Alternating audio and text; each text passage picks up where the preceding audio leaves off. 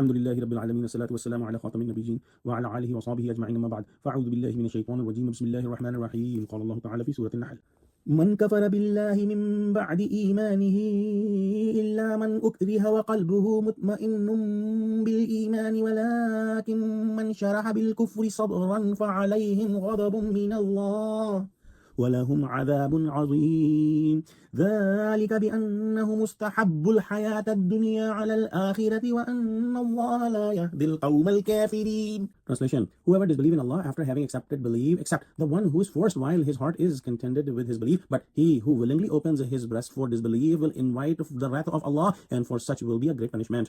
That is because they preferred the life of this world over the hereafter, and Allah do not guide such people or nations who disbelieve.